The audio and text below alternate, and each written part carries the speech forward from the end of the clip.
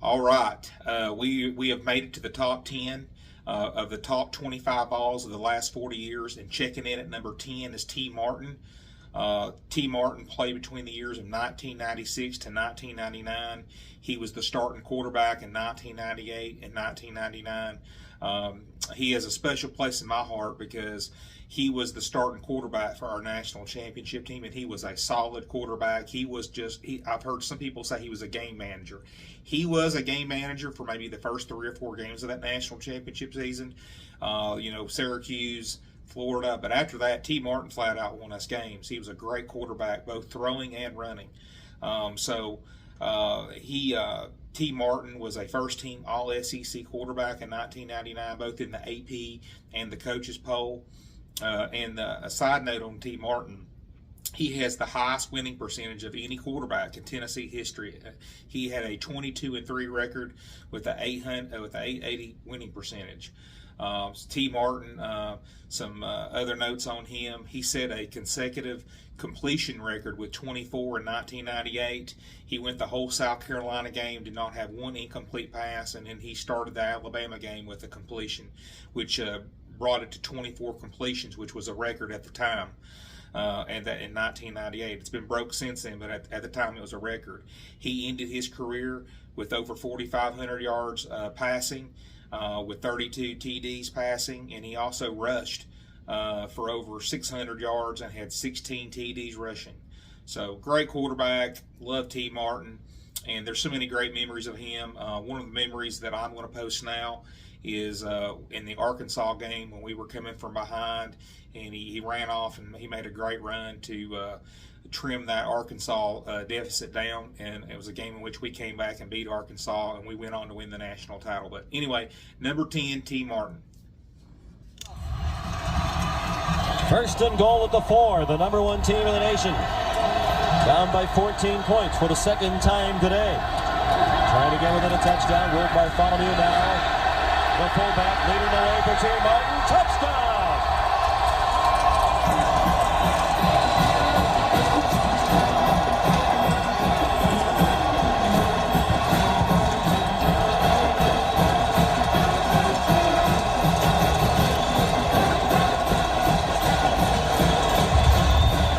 T. Martin rolls out to his right here, and there's great blocking by the tight end Eric Diago and the fullback Bartholomew. T. Martin has an easy run into the end zone. He's such a versatile athlete, taking advantage of his legs.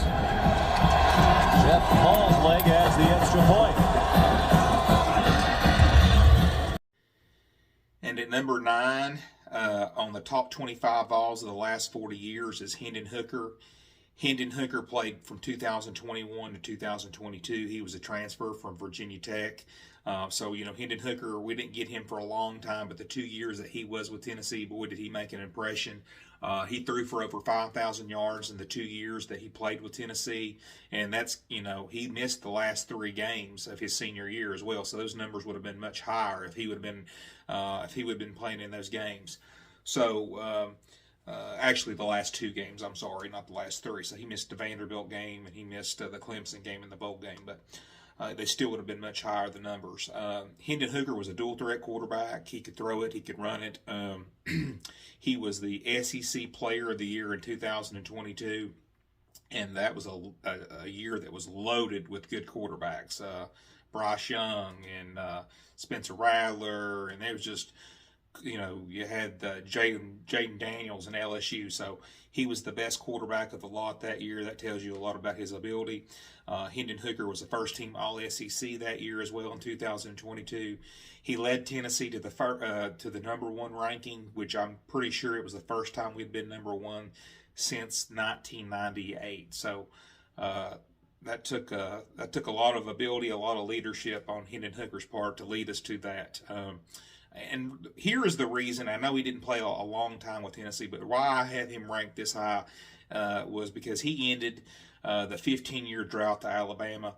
In 2022, we had not beaten Alabama since 2006, and in 2022 we ended that. And so that's why it was one of the major reasons why I have Hendon Hooker at number 9 on the top 25 Vols of the last 40 years. Hendon Hooker, number 9. All running the same offense together for 7 years. They know how to yin and yang against the best whatever they see. 2 receivers in the backfield with Hendon Hooker, and now Hyatt goes out to the top of your screen. Hooker's looking that way, and is not going to get a throwaway, but he's got it on the run, and he's got a first down and a bunch more. Hendon Hooker down the sideline. Big play all the way to the 18-yard line. It looked for sure that it was going to be a sack in the backfield, but gets pushed right by, and then Hooker just sees what he's got in front of him, just enough blocking. The wide receivers stay active.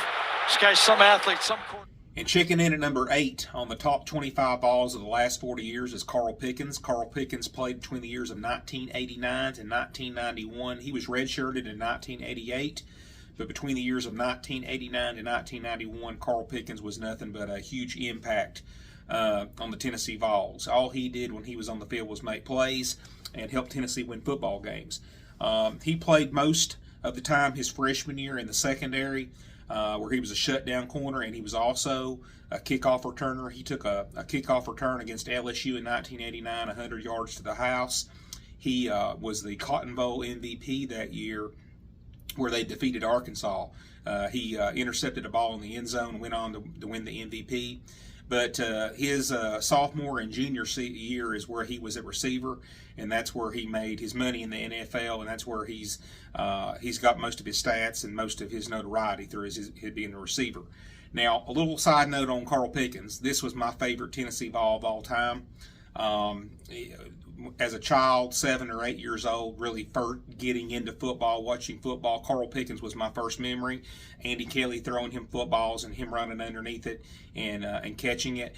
But the one thing about Carl Pickins is he just didn't catch long balls. He just didn't catch 50, 60-yard touchdowns. Carl Pickins would catch curl routes. He would catch balls over the middle, and you would see linebackers, safeties take his head off, and he would go in there and he would take a hit. And, you know, one of the memories I have of Carl Pickins is in that 91 the 91 Sugar Bowl. He caught a huge pass over the middle where he got like flipped over. And if he wouldn't have made that catch, we would not have won that Sugar Bowl game. But it was like a 15-yard route to keep a drive alive. But Carl Pickins did everything at receiver. He was just, he caught everything. He had great hands. He had great speed, had great jumping ability. You could not cover him one-on-one. And he always played big in big games. But Carl Pickens' career, he was a first-team All-American his senior year. He was All-SEC in 1990 and 1991. He did not play his senior year. He went on to the pros and played with the Cincinnati Bengals. But Carl Pickens is very, very worthy of being a number 8 on this list, and I'm a little biased on him because he is my favorite Vol of all time, and he was just an amazing Tennessee football player. When he was on the field, he always gave us the best chance to win football games. But anyway, number 8, Carl Pickens. And Brian Hayes, the left defensive end, said this was the key series for the Louisville defense for the entire game. Bombs away intended for Pickens. He's got it. Touchdown, Tennessee.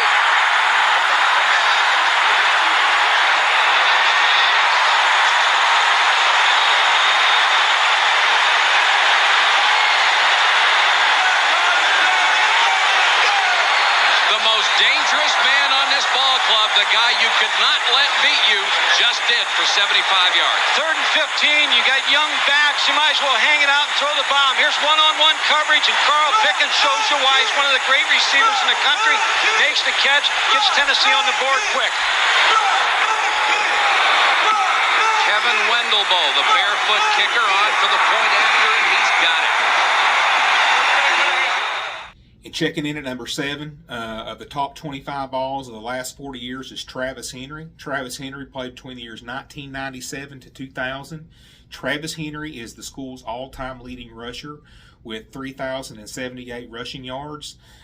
He is the main thing I remember about Travis Henry is the fact that he was such a dependable back through his career, and what he did for us that season that we won the national championship. He carried the ball time and time again in difficult games that were close, and he was able to close games out. He had 970 yards in 1998. With that rushing attack and that great defense, that's why we won the national title. In 1999, Travis Henry split carries with Jamal Lewis. They accounted for about 1,600 yards rushing. Another good year in 1999. In the year 2000, which was Travis Henry's best year by far, he had 1,314 yards rushing, had 11 TDs, and he was voted first team All-SEC that year. Travis Henry had a great NFL career. The thing I remember about Travis Henry is he was just dependable. You could give him the ball 25 times, and he got stronger as the game went along. So Travis Henry checking in at number 7. He is the school's all-time leading rusher, and he is a running back that I remember so vividly, and how he was solid and how he was dependable every game he played. 5'11", but carries that 220 pounds. He's very broad across his shoulders, can handle that many carries.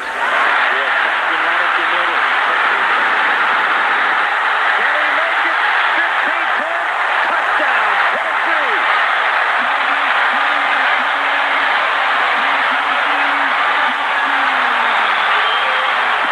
63 yards.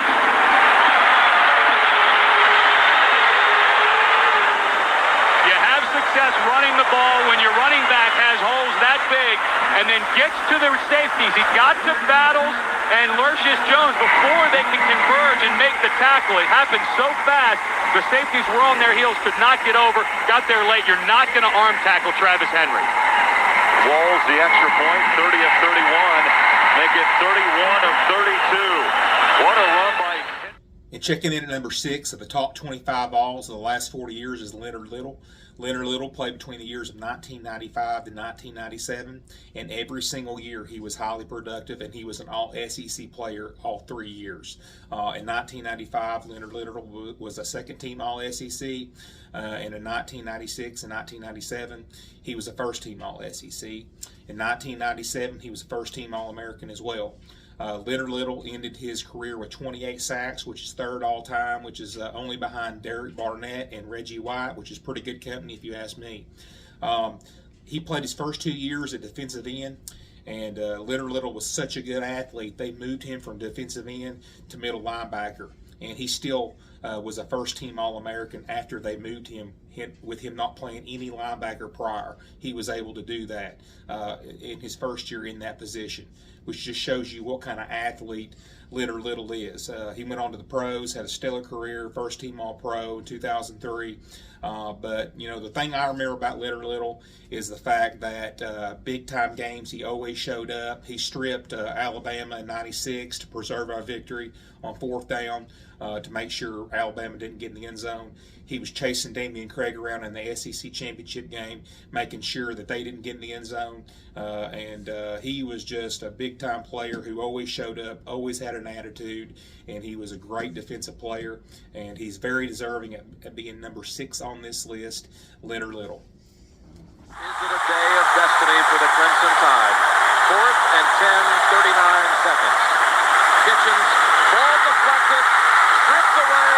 Tennessee football, Volunteers will win.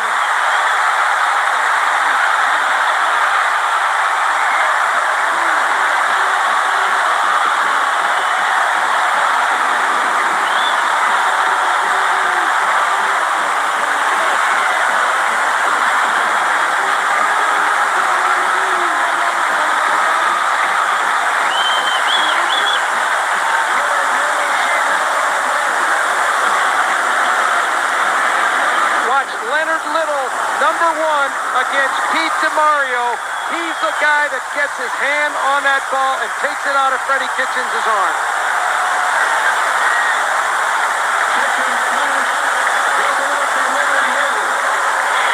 And Little shaken up after stripping the ball, hit by his own teammate, Jonathan Brown. Philip Fulmer's team responds, coming back from a 13-0 deficit in the third quarter. They still